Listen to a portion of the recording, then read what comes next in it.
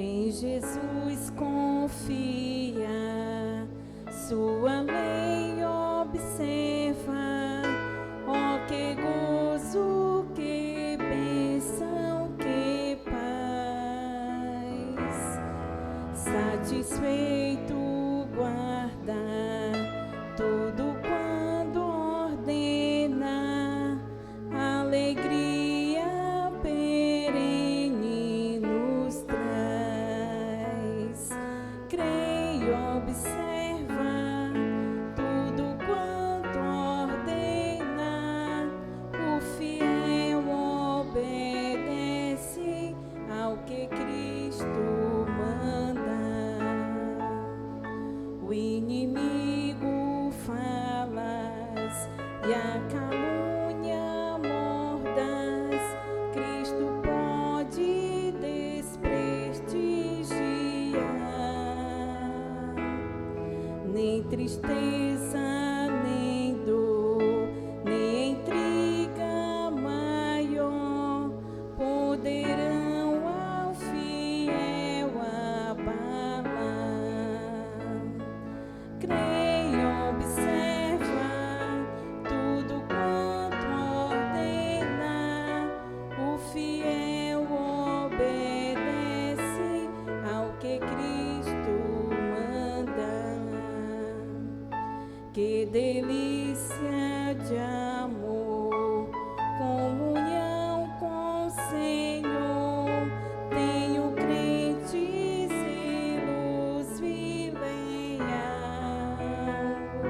O seu rosto mira, seus segredos priva, seu consolo constante e real. Creio, observa tudo quanto ordena, o fiel obedece ao que Cristo manda. Resoluto, Senhor, e com fé, zelo e ardor, os seus passos queremos seguir. Teus preceitos guardar, o teu nome exalta, sempre a tua vontade cumprir. Creio, observa tudo quanto ordena, o fiel obedece ao que Cristo manda.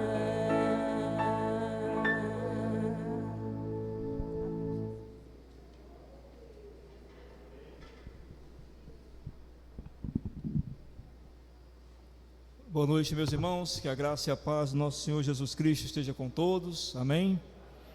Vamos dar início ao nosso culto de oração e doutrina. Eu quero convidar você a abrir sua Bíblia no Salmo 77. Salmo 77.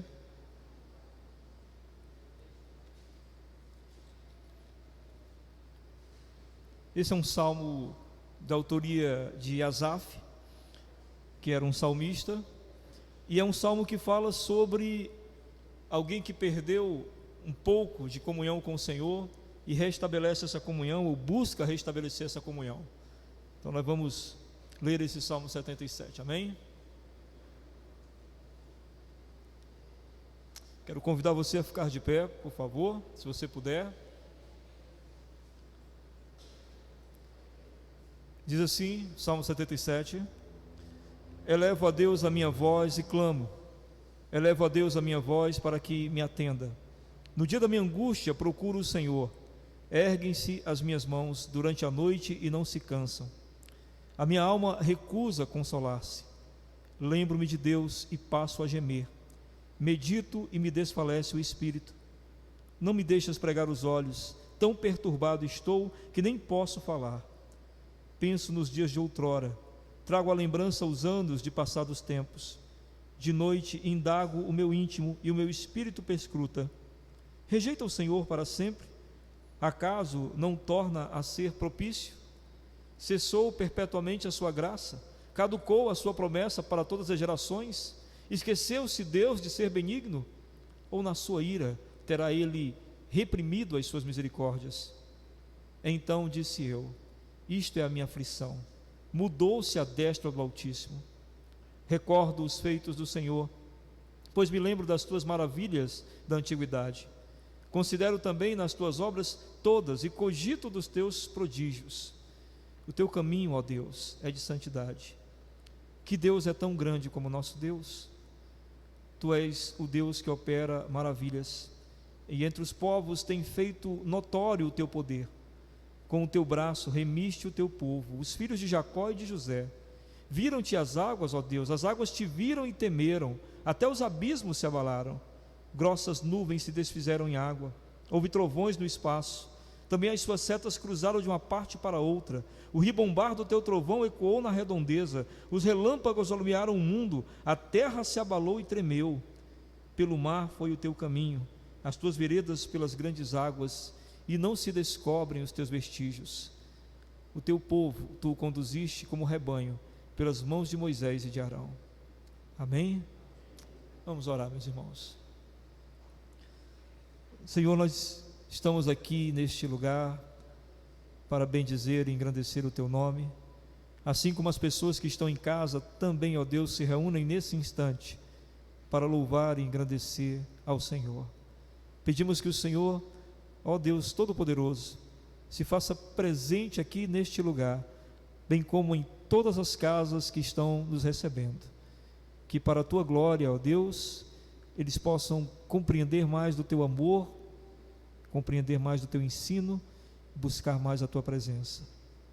Ajuda-nos também, ó Deus, a te adorar verdadeiramente, em espírito e em verdade, com sentimento grato, que é assim que o Senhor deseja que seja. Em nome de Jesus. Amém.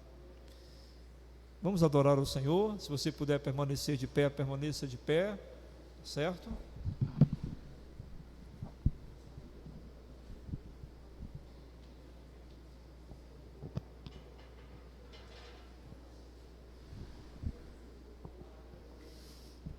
Graça e paz, igreja, amém? Vamos louvar o Senhor Jesus, glória a Deus. Quem está firme nas promessas de Deus? Eu procuro estar, todos os dias da minha vida, eu procuro estar firme nas promessas de Jesus, e que todos nós estejamos firmes em Cristo Jesus e nas suas promessas, amém?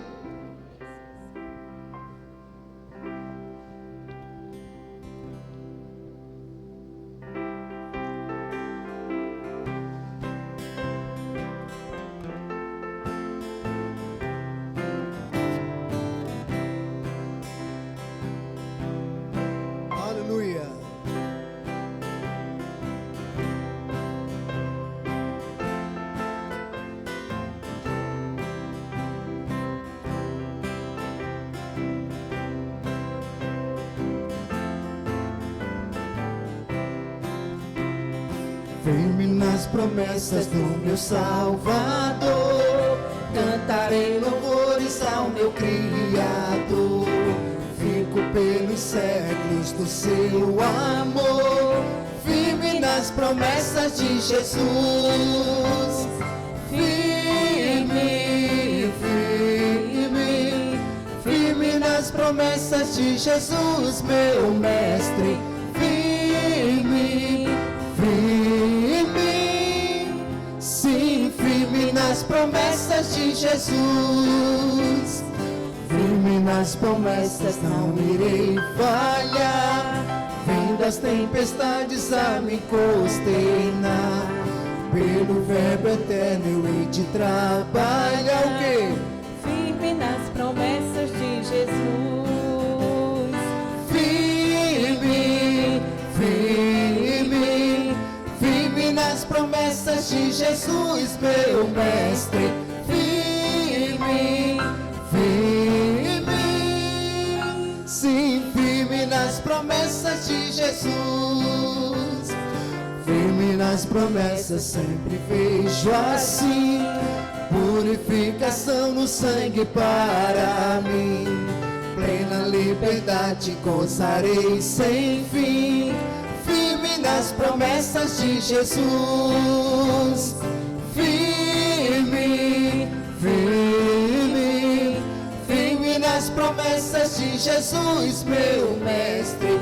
Firme, firme, sim, firme nas promessas de Jesus. Glória a Deus.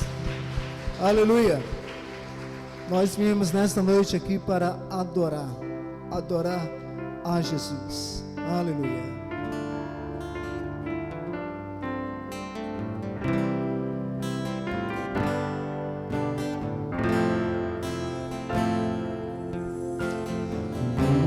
Luz das nações que dissipa as trevas, abre os meus olhos pra ver. Lindo tu és, eu só quero adorar-te, dar os meus dias pra ti.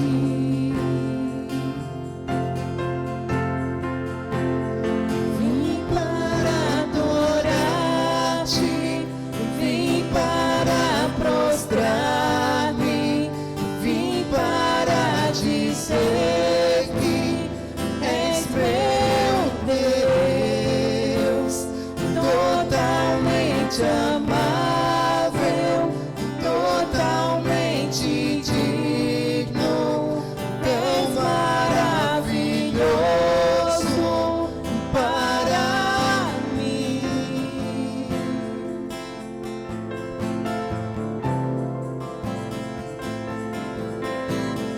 E sobre todos tu és exaltado, entronizado nos céus, humildemente viestes à terra, se entregou por amor. Aleluia! Vim para adorar-te, para prostrar-me, vim para dizer que és meu Deus, totalmente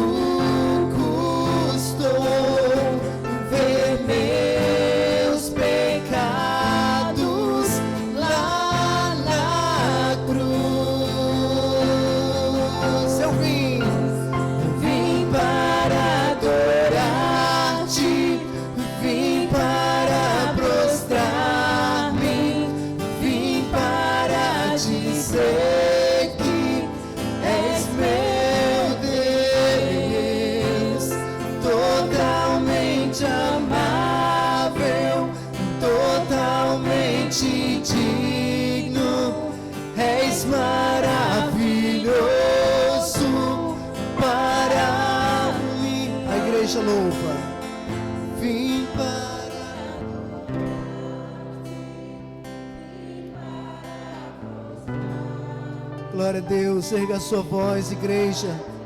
Louve ao Senhor Jesus Cristo nesta noite. O adore. Aleluia.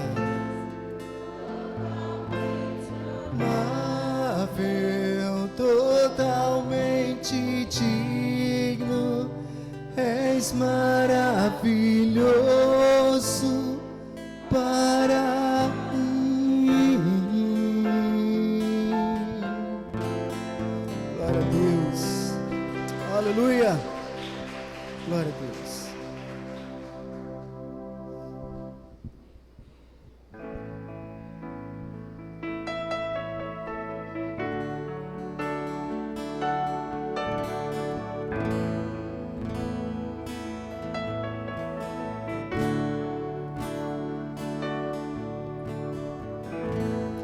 Meu Jesus, Salvador, outro igual não há. Todos os dias quero louvar as maravilhas de teu amor. Jesus é consolo. Consolo, abrigo, força e refúgio é o Senhor. Com todo o meu ser, com tudo que sou, sempre te adorarei.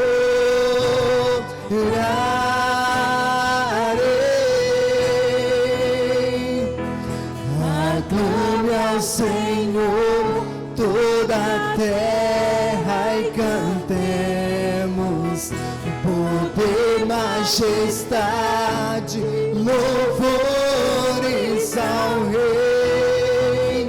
Montanhas se prostrem e rujam os mares ao som de teu nome. Alegre te louvo por teus grandes feitos. Sim, aleluia. Sempre te Amarei, incomparáveis são tuas promessas pra mim. Igreja, você vai erguer a sua voz e cantar bem alto para Jesus, de coração, aleluia.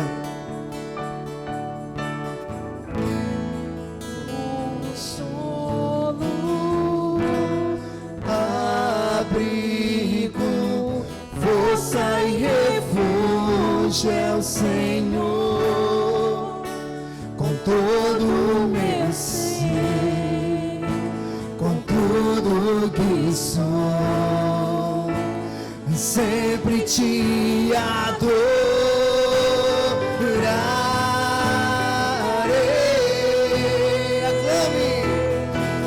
Aclame ao Senhor toda a terra e cantemos poder, majestade, louvores ao Rei. Montanhas se prostrem e rujam os mares ao som ao som de teu nome. Alegre te louvo por teus grandes feitos. Firmado estarei, sempre te amarei. Incomparáveis são tu. Aclame. Aclame ao Senhor toda a terra e cantemos poder, majestade, majestade, louvores ao Rei. Montanhas se prostrem e rujam os mares ao som do teu nome, Jesus. Alegre te louvo por teus grandes feitos, firmado estarei, sempre te amarei.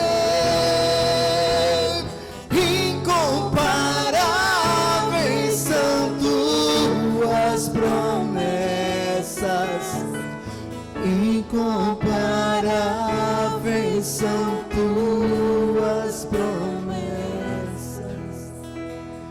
incomparáveis são tuas promessas.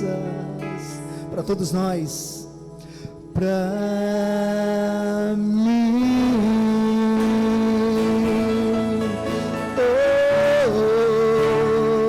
Obrigado, Senhor, pelas tuas promessas, Jesus. Nós queremos aclamar ao Senhor sempre. Aleluia. Aleluia. Glória a Deus.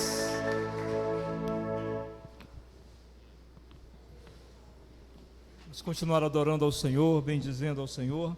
Agora nós vamos entregar nossos dízimos e ofertas. Os irmãos podem vir à frente de maneira ordeira. Vamos adorar o Senhor.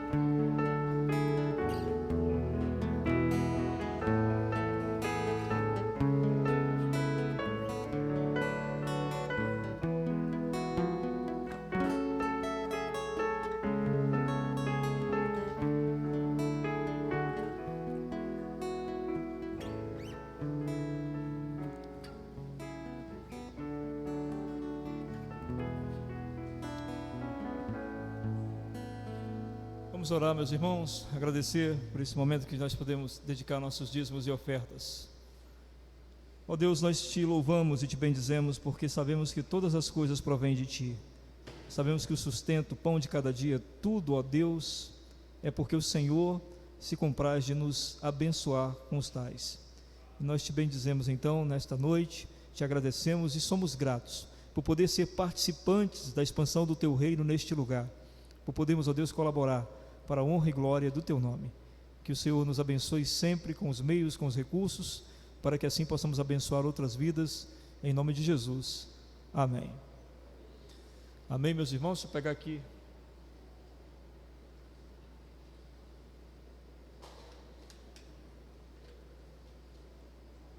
Essa aqui é a nossa caixa de oração que fica ali atrás. Como nós nesse momento que estamos passando não podemos fazer aqueles grupos de oração, então vocês têm ali um papelzinho, tem uma caneta, vocês podem colocar os pedidos de oração nessa caixa e a gente tem um momento aqui no culto para orar. O pessoal que está em casa tem um chat lá no YouTube, pode colocar o pedido lá também, que a gente vai recolher o pedido, colocar na caixinha e orar também por esses pedidos, tá certo? Bem, então nós temos aqui, acho que hoje nós temos poucos pedidos. 3 pessoas para orar por esses pedidos, por favor. Pode vir aqui à frente. O pastor vai pegar um dos pedidos. Restam 2 pedidos ainda. Irmão Nildo. Pronto, falta um pedido. Quem gostaria de orar por esse pedido que está restando aqui? Irmão Jones vai orar por ele. Jones, ok. Os demais, nós vamos também orar. Os irmãos vão orar pelos pedidos que eles recolheram. Eu quero fazer 2 motivos de oração nesta noite. O primeiro deles é por conta ainda dessa onda da Covid que ainda continua. Nós precisamos clamar ao Senhor por sua infinita misericórdia, que isso possa cessar de uma vez por todas e as pessoas possam voltar a ter suas vidas como era antes. Precisamos clamar ao Senhor por isso, porque o Senhor é Senhor de todas as coisas e tem o poder sobre todas as coisas, e Ele pode fazer com que isso simplesmente suma para a glória do nome dEle. O primeiro pedido é esse, que você clame ao Senhor para que isso cesse de uma vez por todas. O segundo pedido é para pessoas que estão nesse instante em leitos de hospitais, passando por muito sofrimento por conta da Covid. São muitos os que estão sofrendo, são muitos os que eu conheço estão sofrendo, são parentes de pessoas aqui da nossa igreja. Recentemente nós tivemos o irmão do irmão Genaldo, que faleceu. Então é uma coisa muito séria. Nós precisamos clamar ao Senhor em oração, porque aquilo que os homens não conseguem fazer, o Senhor tem poder para realizar. Amém? Então gostaria de que você clamasse comigo nesta noite, você que está em casa também. E os irmãos que pegaram os pedidos, por favor, clamem por esses pedidos que vocês pegaram, tá bom? Vamos orar então, meus irmãos.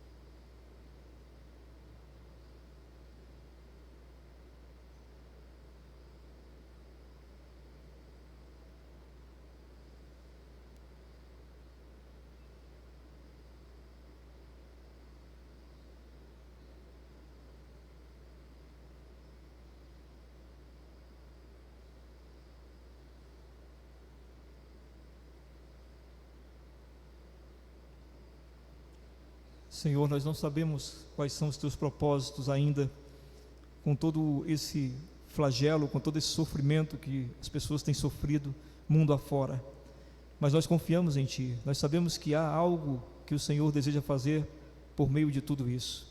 Não há dor que nós passemos nesse mundo que o Senhor não possa reverter de alguma forma para a Tua glória, e nós estamos clamando nesta noite por isso, Senhor, que todo esse sofrimento, que toda essa angústia que algumas pessoas estão passando, que isso possa ser revertido em glórias ao Teu nome, em exaltação ao Teu santo nome.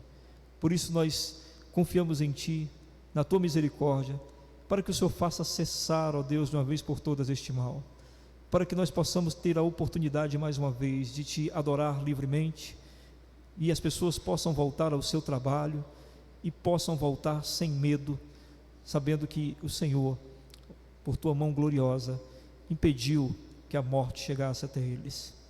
Ó Deus, esteja também nesse instante com aqueles que estão nos leitos de hospitais. As famílias estão nesse momento, ó Deus, muitas vezes desesperadas, angustiadas, mas o Senhor é Deus, e nós pedimos que agora o Teu Espírito Santo passeie pelos hospitais do mundo todo, trazendo cura àqueles que nesse instante estão padecendo, usando da Tua grande misericórdia, que nós sabemos que nunca cessa. Bendito seja o Senhor, engrandecido seja o Senhor. Faz-nos descansar em Ti, Senhor. Tira de nós toda ansiedade, todo medo. Faz-nos confiar cada vez mais no Senhor, em nome e por amor de Jesus. E abençoa também, ó Deus, os irmãos que têm tido misericórdia de tantas vidas, que têm saído de suas casas e feito visitas e abençoado lares, mesmo com tanto risco. Que a Tua graça esteja sendo manifestada sempre e nada impeça de se manifestar, em nome de Jesus. Amém. Amém, meus irmãos.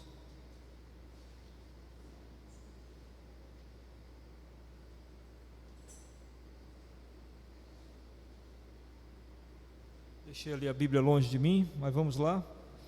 Bem, nós vamos dar continuidade então à nossa série de mensagens baseada no livro de Josué, onde nós estamos falando sobre essas batalhas que nós enfrentamos na vida e como podemos aprender com Josué, ou com o livro de Josué, como vencer essas batalhas. Amém?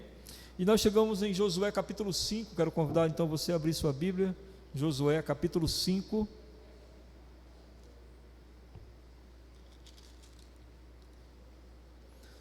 Josué capítulo 5.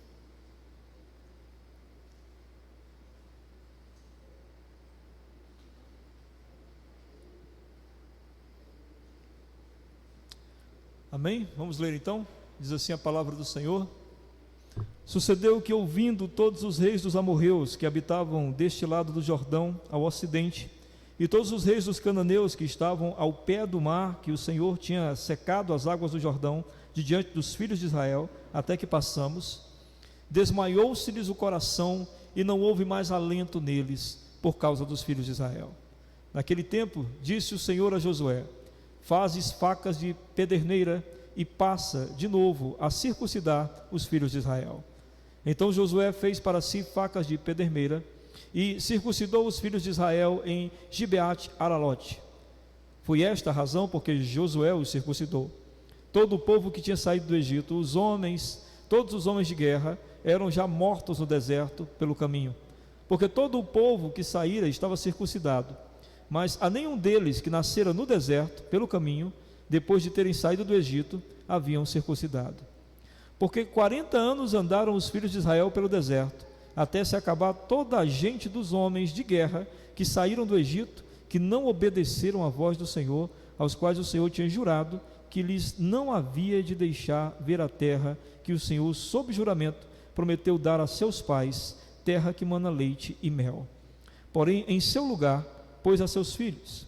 A estes Josué circuncidou, porquanto estavam incircuncisos, porque os não circuncidaram no caminho.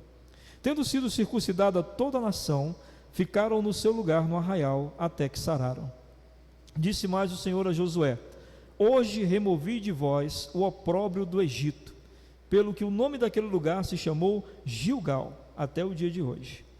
Estando, pois, os filhos de Israel acampados em Gilgal, celebraram a Páscoa no dia 14 do mês, à tarde, nas campinas de Jericó.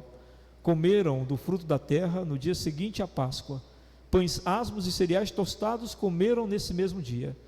No dia imediato, depois que comeram do produto da terra, cessou o maná, e não tiveram mais os filhos de Israel. Mas naquele ano comeram das novidades da terra de Canaã. Estando Josué ao pé de Jericó, levantou os olhos e olhou, eis que se achava em pé diante dele um homem que trazia na mão uma espada nua. Chegou-se Josué a ele e disse-lhe: És tu dos nossos ou dos nossos adversários? Respondeu ele: Não, sou o príncipe do exército do Senhor e acabo de chegar. Então Josué se prostrou com o rosto em terra e o adorou e disse-lhe: Que diz meu senhor ao seu servo? Respondeu o príncipe do exército do Senhor a Josué: Descalça as sandálias dos pés, porque o lugar em que estás é santo. E fez Josué assim. Amém? Vamos orar. Vamos pedir que o Senhor nos abençoe com sua palavra nessa noite. Senhor Deus, Pai Todo-Poderoso, ó Deus misericordioso, quando nos deparamos com tua palavra, nós geralmente ficamos, ó Deus, muito assustados, porque na maioria das vezes é uma palavra tão arrebatadora, tão confrontadora, que nós ficamos estarrecidos diante dela, se a ouvimos com temor e reverência. Portanto, eu peço nesta noite que esses irmãos que aqui estão e os irmãos que estão em casa possam ouvir a tua palavra com temor e reverência, que eles compreendam, ó Deus, a essência do que vai ser dito aqui, porque é muito importante para a nossa caminhada nessa terra, a renovação dos nossos dias, o recomeço, coisas que o Senhor, por tua infinita graça, tem prazer em nos dar, a possibilidade de começar de novo, e quantas vezes forem necessárias, até que tua glória se manifeste definitivamente em nós. Que esta palavra possa orientar os irmãos nesse sentido, que eles possam compreendê-la, possam sair daqui totalmente tocados, transformados, e mais cheios do teu Espírito, e com mais vontade de te adorar, e de abandonar tudo o que atrapalha essa comunhão contigo. Em nome de Jesus, tem misericórdia do teu servo que aqui está, e me ajuda a transmitir da maneira que o Senhor deseja, em nome de Jesus. Amém. Amém, meus irmãos. Vamos ver aqui o que o texto tem a dizer para nós. Acompanhe comigo aí na sua Bíblia. Então diz que sucedeu que, ouvindo todos os reis dos amorreus, que habitavam deste lado do Jordão, ao ocidente, e todos os reis dos cananeus, que estavam ao pé do mar, que o Senhor tinha secado as águas do Jordão, de diante dos filhos de Israel, até que passamos, desmaiou-lhes o coração, e não houve mais alentos neles, por causa dos filhos de Israel. Então os cananeus, o povo de Jericó, quando soube que Deus havia aberto as águas do rio Jordão, quando soube que o povo de Deus passou ali a pé seco, isso foi assustador para eles. Diz o texto então que eles desmaiaram no coração, ou seja, eles ficaram tremendamente abatidos com isso, pensando numa única coisa: estamos perdidos, eles vêm em nossa direção e o Deus deles é extremamente poderoso. Além do mais, não podemos esquecer que eles atravessaram aquele rio num período em que o rio estava cheio, em período em que o rio estava transbordando, porque Deus queria mostrar seu poder de maneira extraordinária. Então no verso 2 diz: naquele tempo disse o Senhor a Josué: faze facas de pederneira, ou seja, facas de pedra, e passa de novo a circuncisão os filhos de Israel. A circuncisão, para você que não sabe o que é uma operação de fimose, mas uma operação de fimose feita aqui no caso com homens adultos, adolescentes, algumas crianças, e feita com uma pedra, aliás, com uma faca de pedra. Você imagina só a situação, não era fácil não. Como é bom a gente não ser judeu e viver naquela época, né? Estarmos aqui alcançados pelo Senhor Jesus, né? Porque era um negócio complicado. Nós não sabemos explicar o porquê Deus quis que fosse assim, essa marca registrada em seu povo, né? Direcionada aos homens e por meio da circuncisão. Não vamos entrar nesses pormenores. Deus quis, amém. E amém de novo por nós não estarmos lá, nós homens, né? Então Josué fez para si facas de pederneira e circuncidou os filhos de Israel em Gibeat Haralote, que em hebraico significa mais ou menos assim, um monte de carne. Esse é o termo, porque foram cortados os prepúcios, né? Então um monte de prepúcios é o que significa isso aqui. No verso 4 diz: foi esta a razão porque Josué os circuncidou. Todo o povo que tinha saído do Egito, os homens, todos os homens de guerra, eram já mortos no deserto pelo caminho, certo? Porque todo o povo que saíra estava circuncidado. O povo que saiu do Egito estava circuncidado, ok? Mas nenhum deles que nascera no deserto pelo caminho, depois de terem saído do Egito, haviam sido circuncidados. Esses homens aqui, eles nasceram no deserto. Os irmãos estão entendendo? Aqueles que saíram do Egito morreram todos no deserto. Esses aqui, eles nasceram no deserto e nunca tinham sido circuncidados, ok? Verso 6: porque 40 anos andaram os filhos de Israel pelo deserto, até se acabar toda a gente dos homens de guerra que saíram do Egito. Por que morreram todos eles no deserto? Ele diz aqui: porque não obedeceram à voz do Senhor, aos quais o Senhor tinha jurado que lhes não havia de deixar ver a terra que o Senhor, sob juramento, prometeu dar a seus pais, terra que mana leite e mel. Pela desobediência, todos eles pereceram no deserto, nenhum deles entrou aqui na terra prometida, dos pais desses que aqui estão. Amém?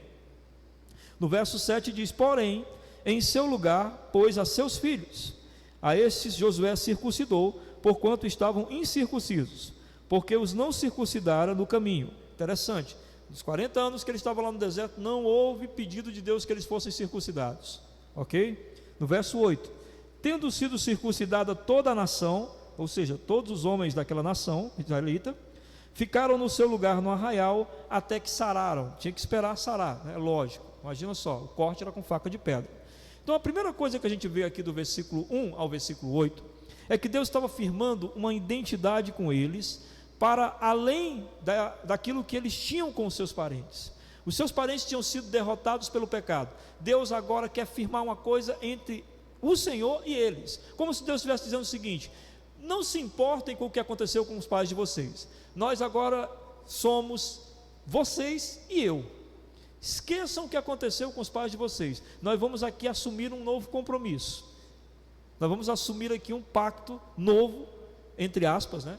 É o pacto já firmado, mas entre vocês e eu, esqueçam o que aconteceu com seus pais. Basicamente é isso que do verso 1 a 8 Deus está querendo dizer. Vamos começar aqui de novo, amém? Por isso que o tema da mensagem, se alguém puder colocar ali novamente, para os irmãos poderem ver, o que é necessário para viver uma nova história?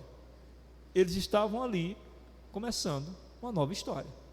A primeira coisa que eles tinham que abandonar era o que tinha acontecido com os pais. Eles tinham que se desligar disso.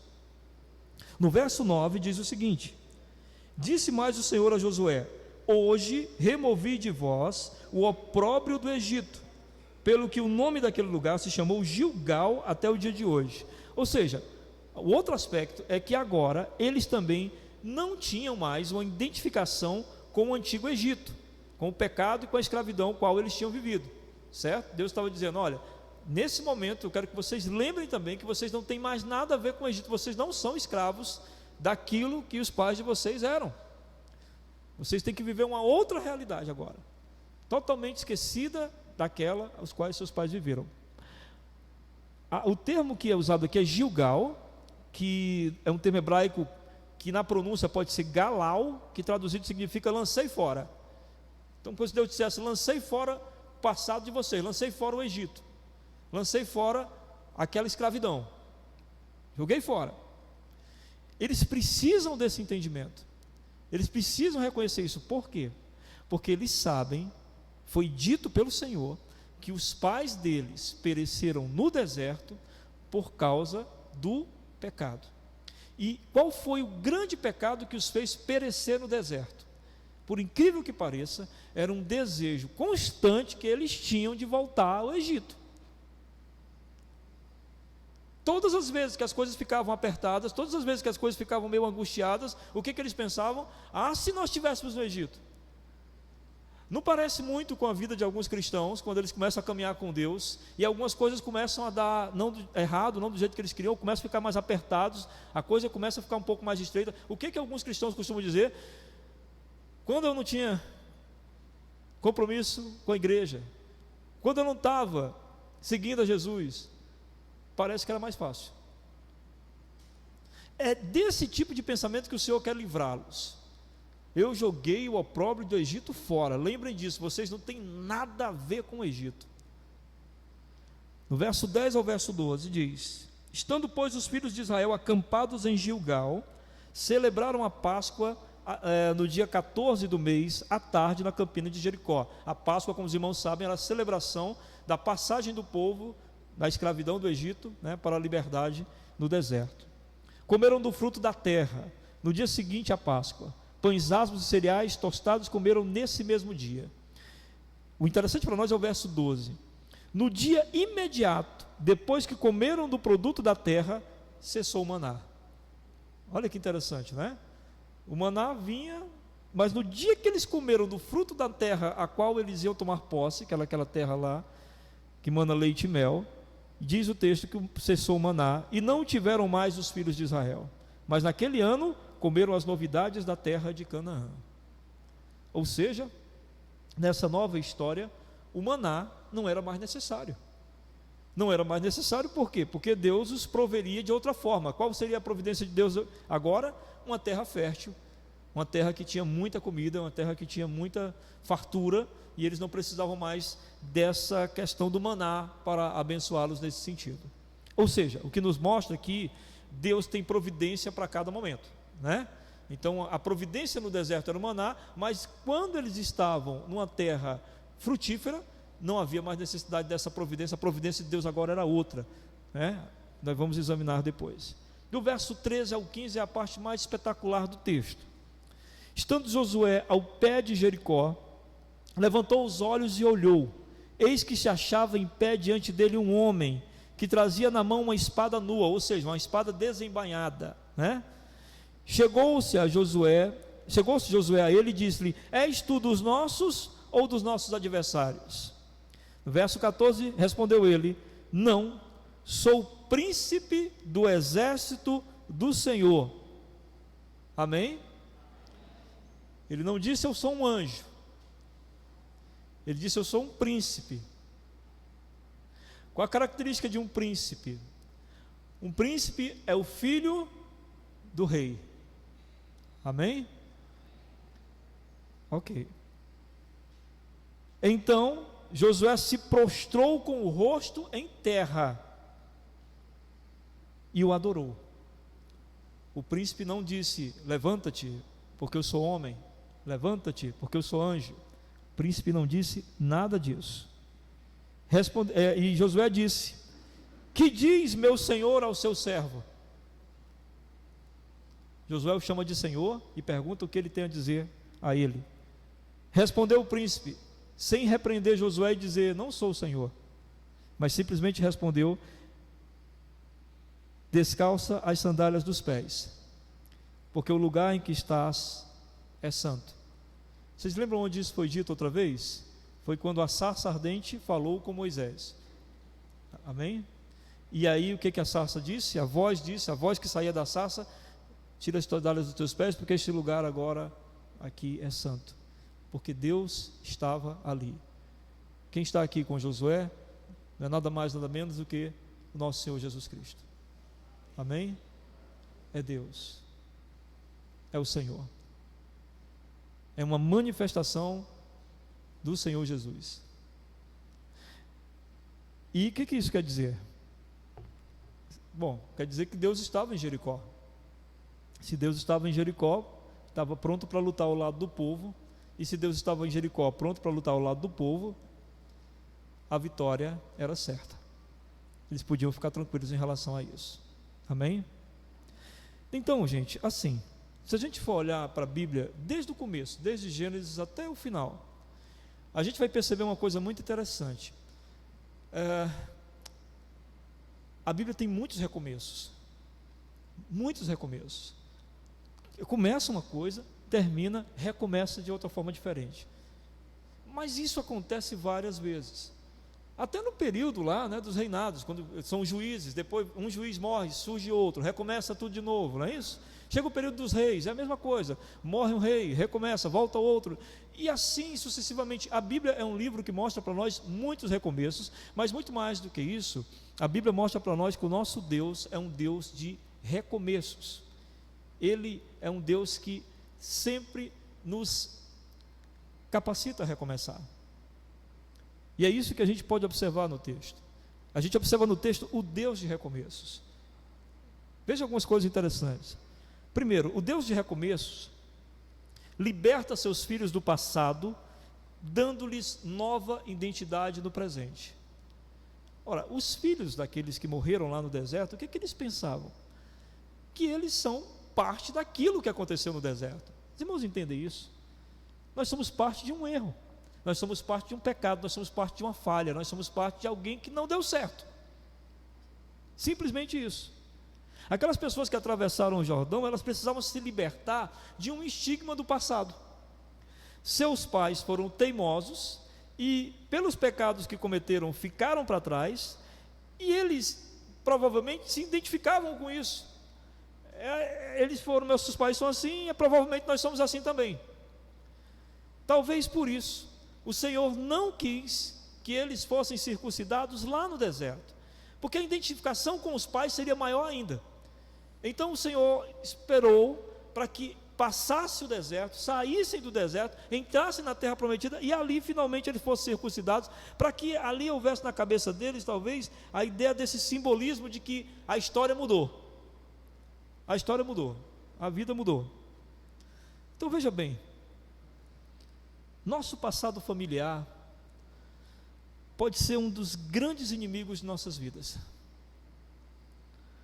Muitos se veem presos a tradições familiares pecaminosas. Perceba algumas dessas implicações mais comuns. Eu vou falar de uma vivência pastoral, tá? Que eu já vi. Filhos alcoólatras têm uma tendência ao alcoolismo, muitas vezes por causa de um pai alcoólatra também. Filhos de pais divorciados, quando se casam, têm dificuldade de encarar os conflitos do casamento. Todo conflito já quer separar. Qualquer desavença já quer separar. porque já conhece uma experiência de separação e vivencia isso como uma realidade que não se pode fugir. Assim como o filho do alcoólatra acha que a busca da fuga é a mesma busca que o pai encontrou, muitas vezes.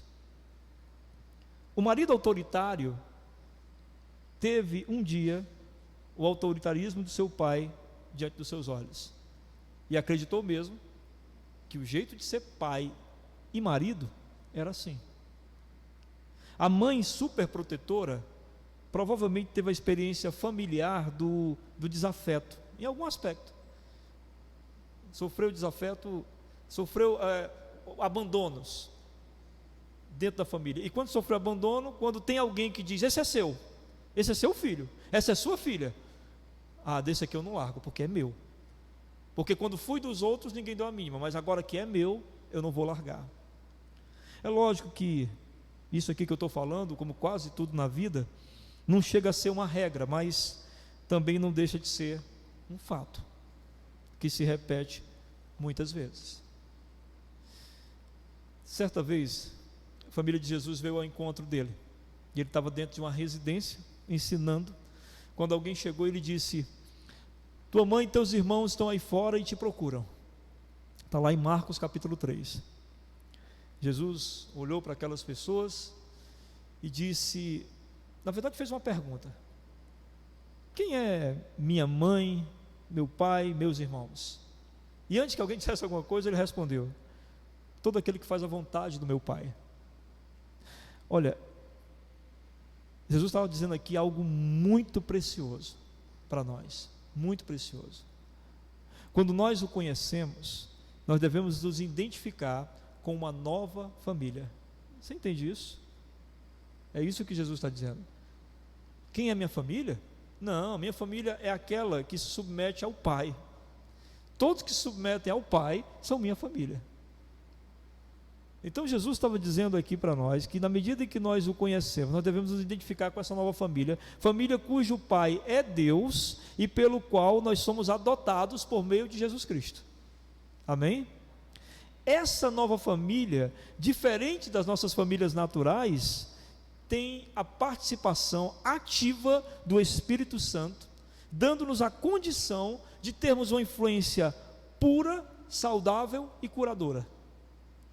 Quando nós adentramos na família de Deus, nós estamos sob a influência de um Pai perfeito, de um irmão maravilhoso que é Jesus, e da influência poderosa do Espírito Santo para nos transformar naquilo que Deus quer que nós sejamos. Ou seja, nós partimos de uma influência que recebemos das nossas famílias pecadoras para uma família santa, a qual Deus é o Pai. Meus irmãos, Deus quer nos tirar os estigmas da nossa família pecadora e nos tornar parte da sua família, para que não venhamos a repetir erros e nem muito menos ter como modelo de marido e de esposa imagens deformadas pelo pecado. Por meio da sua palavra, Ele nos dá a condição de vivermos uma nova história dentro de uma nova família. Talvez você esteja perguntando: o que isso quer dizer com isso, pastor? Eu quero dizer que você tem que deixar para trás a imagem do pai pecador, a imagem da mãe pecadora, e buscar em Cristo, no Senhor e em sua palavra, qual a imagem que o Senhor tem do que é um pai, qual a imagem que o Senhor tem do que é uma mãe, qual a imagem que o Senhor tem do que é um marido, qual a imagem que o Senhor tem a nos revelar por meio da sua palavra do que é uma esposa, qual a imagem que o Senhor tem do que é um filho. Quando o Evangelho chega a uma pessoa, ela não deve renegar, irmãos, apenas a cultura pecaminosa ao seu redor. Não é assim? Quando a gente se encontra com o Evangelho, a primeira coisa que a gente faz é se comprometer com o Evangelho. Se comprometer com o Evangelho é não querer mais se envolver com a cultura pecaminosa do nosso redor. Não é isso? O problema é que não é só isso. É também abandonar pai e mãe. Não foi isso que Jesus diz em Mateus capítulo 10, verso 37? Quem não abandonar pai e mãe por amor de mim não é digno de mim. Ou seja, quem não tiver a fim de viver uma nova história, sobre uma nova perspectiva, sobre uma nova influência, que não seja a da família pecadora, não é digno de caminhar comigo. Paulo vai nos dizer qual é o fundamento dessa nova família. Vou pedir para o Ítalo que está lá hoje? Ítalo, coloca para a gente Efésios capítulo 2, do verso 19 em diante. Veja só o fundamento dessa nova família. Efésios 2, 19. Muito bem, eu vou ler aqui. Assim já não sois estrangeiros e peregrinos, mas concidadãos dos santos, e sois da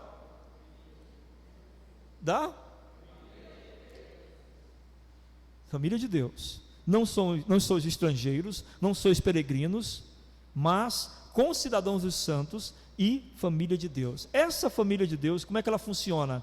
Edificado sobre o fundamento dos apóstolos e profetas, ou seja, edificado pelo ensino, né, dos apóstolos e dos profetas, do Antigo e do Novo Testamento, lógico, sendo Ele mesmo, quem? Cristo Jesus, a pedra angular, a pedra que faz com que tudo exista a partir dela, amém? Tudo seja construído a partir dele, então tudo será construído a partir dele, no qual todo edifício bem ajustado cresce para santuário dedicado ao Senhor. Quem é o santuário dedicado ao Senhor?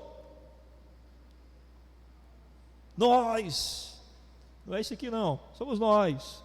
Santuário dedicado ao Senhor, no qual também vós juntamente estáis sendo edificados para a habitação de Deus no Espírito. É desta família que nós vamos fazer parte. Então é isso que Deus está tentando transmitir àqueles que estão ali passando o Jordão. Está dizendo a eles: vocês não fazem mais parte daquela família dessa forma que vocês estão imaginando, dessa influência toda que vocês estão pensando que eles têm sobre vocês, ou de vocês se colocarem como pecadores ou como falhos como eles se colocaram. Agora a história com vocês é outra. Então Deus pode dizer assim para nós também: a nossa história é outra. Nós não podemos ficar olhando para aquilo que as nossas famílias fizeram de nós, e não há famílias santas, a não ser que elas estejam alicerçadas em Cristo Jesus, amém? A não ser que o Senhor Jesus seja, como nós acabamos de ler aqui em Efésios 2, o fundamento, aquilo pelo qual a família é edificada. Fora disso, todas as famílias, de uma forma ou de outra, trouxeram a nós alguma coisa que acaba nos prendendo a alguma coisa que não deveríamos fazer ou ser. Alguma coisa que deveríamos fazer ou ser. Alguns de nós achamos que nós estamos sendo, estamos traindo a família, se a gente começar a pensar da maneira que Deus quer que pensemos. Vou dar um exemplo. Há pessoas que vêm de famílias, que o núcleo da família é extremamente explosivo, que todo mundo está sempre discutindo, está sempre se degladiando. E aí você vem para o Evangelho diz que você deve ser manso e humilde de coração. Mas aí você está tão afixado na tua família que você costuma usar a seguinte desculpa: mas é porque lá em casa a gente é assim. Me diga, meu irmão, se você já usou essa desculpa. Lá em casa nós somos assim. Lá em casa todo mundo é assim. Era disso que o Senhor queria libertar esse povo, desse pensamento de lá em casa todo mundo é assim, lá em casa todo mundo faz assim. É uma tradição da família, o erro, mas que pela graça de Deus a gente pode se libertar, amém? A segunda coisa desse Deus de recomeços é que Ele lança fora a vergonha da escravidão do pecado.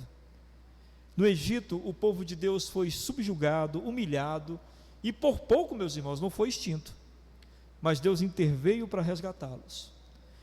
Mas esses que eram pais destes que estavam agora ali diante do Senhor, por vezes sentiram falta da escravidão, simplesmente porque viram na escravidão um meio de subsistência, ainda que esse meio de subsistência fosse degradante. Sabe, tipo, houve momentos em que eles disseram: pelo menos no Egito tinha carne. Ou seja, veja só, lá nós éramos humilhados, lá nós éramos subjugados, lá nós éramos surrados, éramos vistos como nada, mas comíamos carne. O que Deus estava lhes concedendo agora não era apenas livrá-los dessa vida tão vergonhosa que foi a vida em pecado e na escravidão do Egito, mas também do sentimento vergonhoso de seus pais. Qual foi o sentimento vergonhoso de seus pais? Eles foram capazes de colocar o pecado na categoria de mal necessário. Isso é vergonhoso. Olhar para o pecado e dizer: olha, é ruim, mas é melhor sem, é pior sem. É uma postura vergonhosa. Há vergonha por ter vivido em pecado, mas há vergonha dupla em, tendo sido liberto do pecado, olhar para ele com saudade, com vistas aos benefícios carnais que ele lhe proporcionava. Isso é vergonhoso demais. Não é não? Você sentir saudade do pecado por causa dos benefícios carnais que aquilo lhe dava. Deus os está livrando dessa condição, mostrando que aquilo que Ele nos concede, o pecado pode até imitar, mas jamais pode dar o equivalente. O pecado imita aquele prazer que só Deus pode nos dar, mas só Deus pode dar aquilo que Ele, por sua graça, nos proporciona.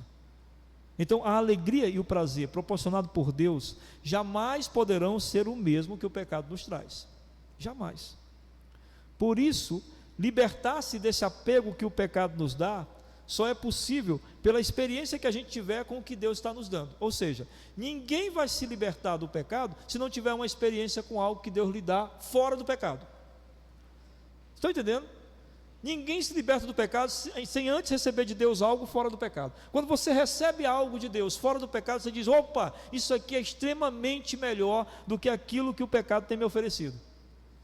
Isso aqui é absurdamente melhor do que aquilo que o pecado tem me oferecido.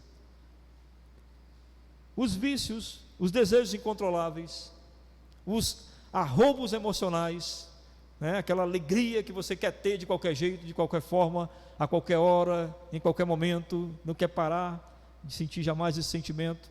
Nada disso pode ser considerado como algo a que devíamos ver como necessidade. Como é que a gente pode chamar um vício?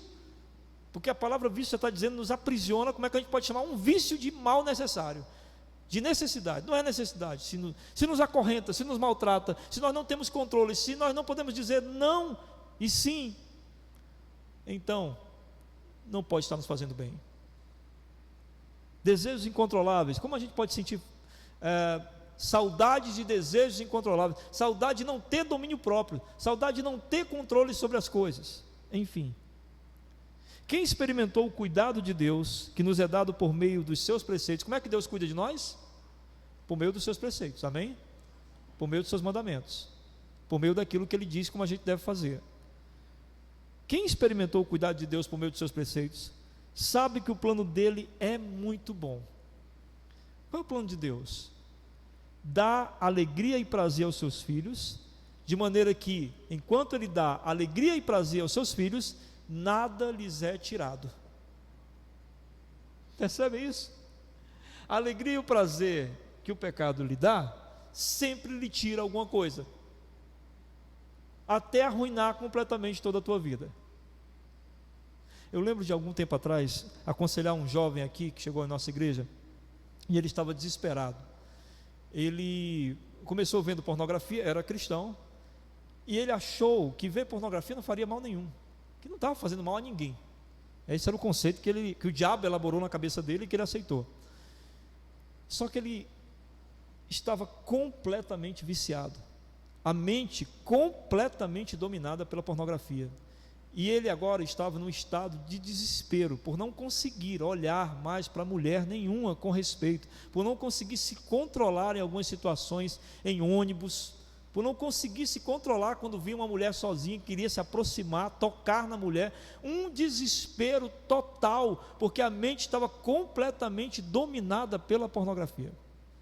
Aquele rapaz sentiu com certeza prazeres, mas esse prazer arrancou dele o prazer de estar vivo e de estar em convivência social com os outros. Ele agora queria estar todo o tempo trancado, fazendo o quê? vendo pornografia, porque não conseguia mais se socializar com as pessoas. Inclusive ele me disse: eu não quero vir à igreja, porque na igreja eu tenho também sentimentos de desejo por mulheres dentro da igreja. Era desesperadora a situação desse rapaz. E o nosso Deus tem um projeto diferente, de nos dar uma alegria e um prazer que não nos tira nada. Não somos privados de nada, muito pelo contrário, nos é dado cada vez mais. Então há algumas afirmações importantes de Jesus nesse sentido. Vim para que tenham vida, João capítulo 10, verso 10. E outra que diz: cansados e sobrecarregados, vinde a mim e eu vos aliviarei. A primeira afirmação refere-se ao compromisso do Senhor de cuidar de nós. Ele disse: eu vim para que vocês tenham vida. Então a gente pode confiar no Senhor, que aquilo que Ele está nos dizendo é para nos produzir vida. Amém? A segunda refere-se à forma com que Ele dá-nos essa vida. Ele diz o quê? Cansados e sobrecarregados, vinde a mim, eu vos aliviarei. O que Ele quer dizer para nós é, no texto, aqui no contexto, Ele estava falando para religiosos, que se sobrecarregavam de leis, e o Senhor vai e diz: olha, vocês estão carregados, vocês estão sobrecarregados, calma, eu vou dar um peso bem leve para vocês. João entendeu isso. 1 João capítulo 5, verso 3, João diz: seus mandamentos não são pesados. Por que não são pesados? Porque Ele nos dá um novo coração, e esse novo coração nos capacita a desejar fazer a sua vontade. E é assim que nós somos libertos do passado e do pecado. Era isso que Deus queria então para aquele povo. Queria que eles entendessem: o pecado ficou para trás, o passado ficou para trás, a vergonha do Egito ficou para trás. Vocês não podem pensar como seus pais pensaram. Terceira coisa: o Deus de recomeços renova a sua graça, dando-nos a necessária para cada momento. Não foi isso que a gente viu aí, meus irmãos, quando o povo comeu finalmente na terra prometida, na terra fértil, cessou o maná. Cessou o maná, porque o povo não precisaria mais do maná, mas isso em absoluto significava não precisar mais de Deus. O Senhor os havia suprido graciosamente no deserto, e o suprimento em terra farta também vinha das mãos do Senhor. Era o Senhor que fazia com que aquela terra fosse uma terra farta. Então o suprimento continuava, só que de forma diferente. Amém? Deus continuava suprindo seu povo, só que de forma diferente. Então eu quero que você entenda o seguinte: o Senhor renova a sua graça de acordo com a nossa necessidade. Para cada momento, para cada tempo, há uma graça oportuna de Deus. Deus tem uma graça para cada momento. Deus tem um meio de nos abençoar e nos dar o que não merecemos em cada momento. Na verdade, o que nós aprendemos é que a graça de Deus, ela nunca cessa. Ela está sempre acompanhando os filhos de Deus, e tudo é graça. O dia de hoje é graça. Termos vindo até aqui é graça. Estarmos com saúde é graça. Estarmos perto dos nossos amigos e irmãos em Cristo é graça. Estarmos ouvindo a palavra é graça. Tudo é graça. A comida que comemos hoje é graça. A comida que comeremos mais tarde é graça. O sono tranquilo que dormiremos é graça. Amanhecer amanhã dispostos a continuar vivendo é graça.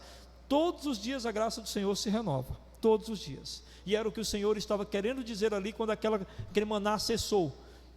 Ali havia que se entender o seguinte: não precisam mais de maná vocês. Eu tenho uma nova graça para vocês.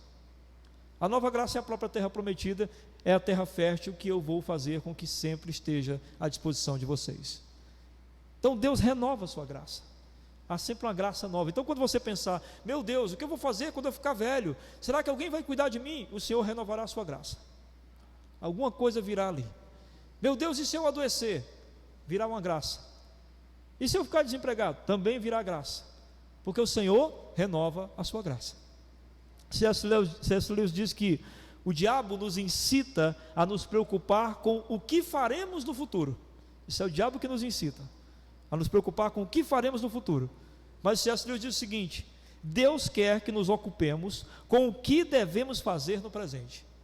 Amém? Porque tudo é graça. Então é o diabo que coloca no seu coração: o que eu vou fazer se acontecer isso? O que eu vou fazer se acontecer? E é Deus que coloca no seu coração: faça o que eu quero que você faça hoje. O que eu quero que você faça hoje? Por exemplo, Deus estava dizendo para aquele povo: hoje, comam.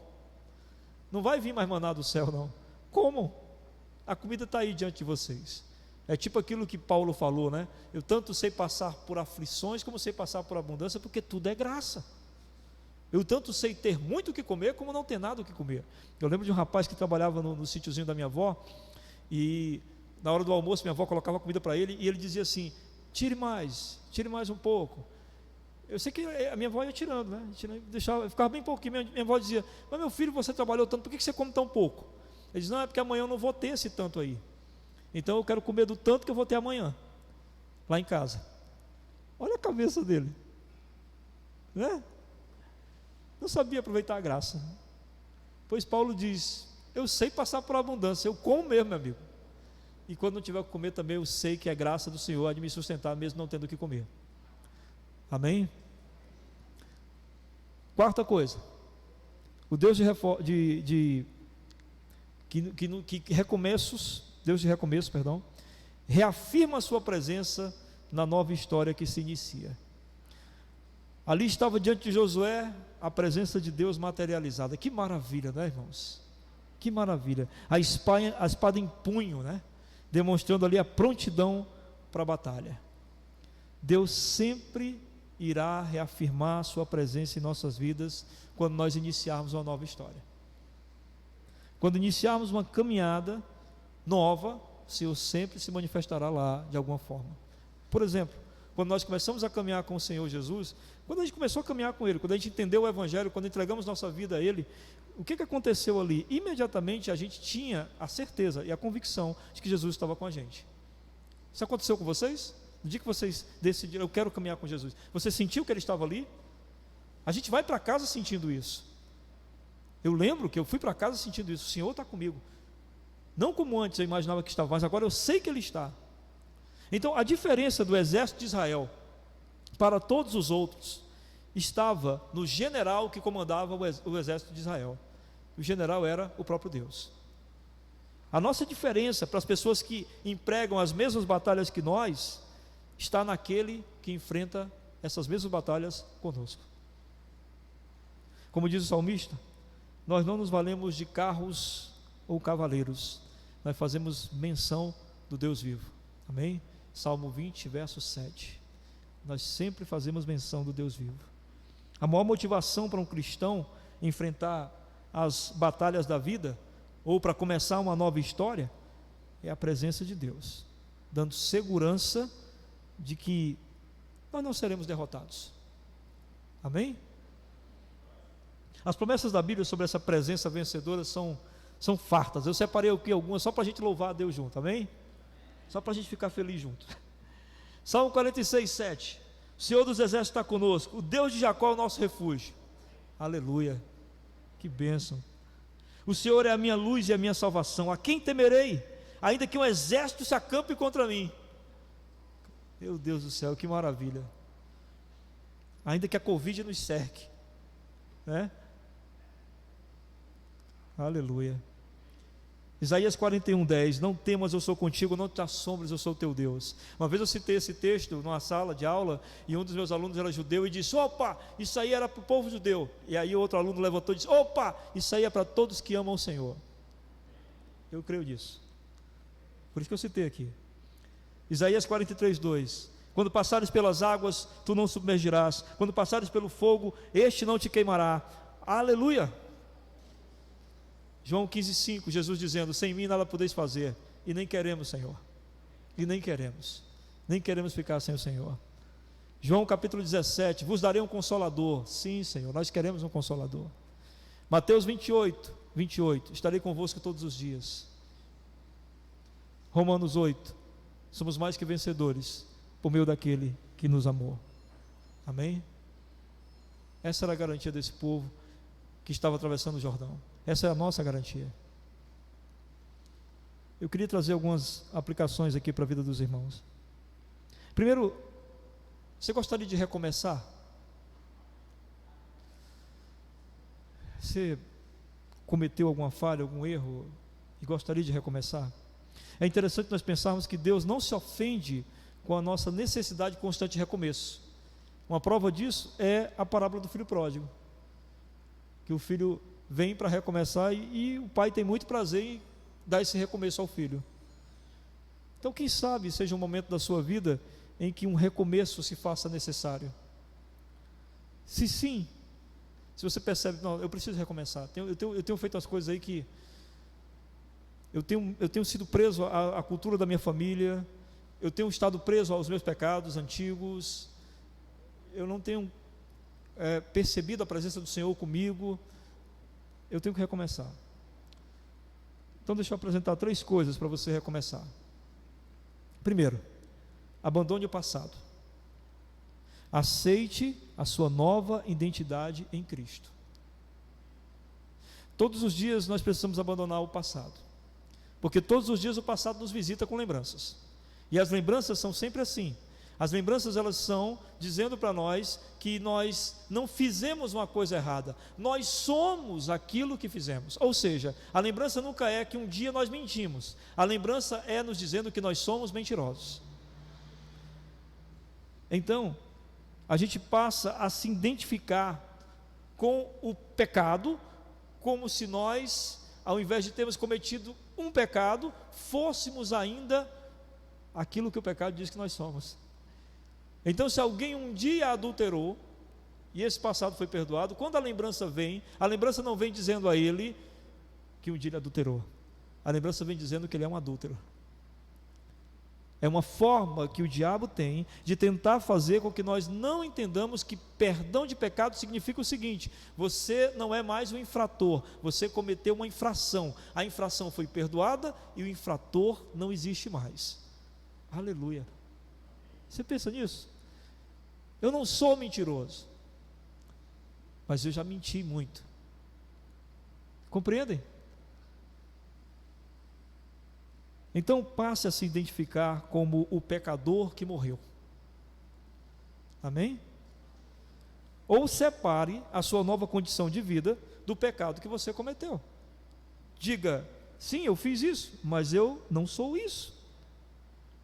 Também é comum nós nos identificarmos tanto com os erros da nossa família, que nós achamos que ir no caminho contrário, como eu disse anteriormente, é como se estivesse traindo a família.